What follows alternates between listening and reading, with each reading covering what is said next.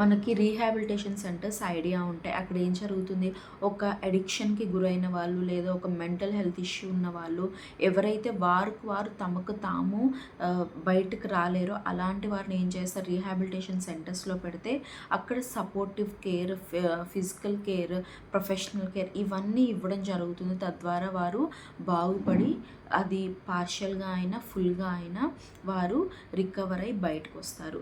మరి దేవుడు ఏమంటున్నాడు, నేను విమోచించువారు ఆనందగానములతో నాట్యం వేస్తారని దేవుడు మాట్లాడుతూ ఉన్నారు. మరి ఈ లోకం ఇచ్చే ఆనందం వంటి ఆనందం దేవుడు అంతకంటే గొప్ప ఆనందం దేవుడు మనకి ఇవ్వగలడు. ఒక డీ అడిక్షన్ సెంటర్లోనే మనకు అంత స్వస్థత దొరుకుతున్నప్పుడు ఈ భూమి ఆకాశను సృజించిన దేవుడు మనకి ఎంత స్వస్థత ఇవ్వగలడు. మరి ఈ డీ అడిక్షన్ సెంటర్స్లో ఎంతో కేర్, ఎంతో సపోర్టివ్గా ఉంటేనే ఒక మనిషి రికవర్ అవ్వగలడు. కానీ దేవుడు ఏమన్నాడు, నువ్వు రికవర్ అవ్వడమే కాదు, నేను నిన్ను ఆనంద తైలంతో అభిషేకిస్తానని దేవుడు చెప్తున్నాడు. పాటలు పాడుచు తిరిగి సియోనుకు వస్తారంట ఆయన విమోచించిన వారు. మరి ఎప్పుడైతే ఆయనకు నువ్వు స్థానం ఇస్తావో, ఆయనకు చోటు ఇస్తావో, ఆయన నువ్వు అడుగుతావో, నీ మాట ఆయన దగ్గర పెడతావో, ఆయన తప్పక నీకు సహాయం చేసి నిన్ను తిరిగి సియోనుకు నడిపిస్తారు. అంటే బ్లెస్సింగ్కి, రికవరీకి, స్వస్థతగా ఆయన నిన్ను నడిపిస్తారు. ఎట్లా పాటలు పాడుచు సంతోషంగా ఆయన నిన్ను నడిపిస్తారు. మరి అట్లనే వారి తలల మీద నిత్య ఆనందం ఉండును, వారు ఆనంద సంతోషములు గలవారై వచ్చెదరు.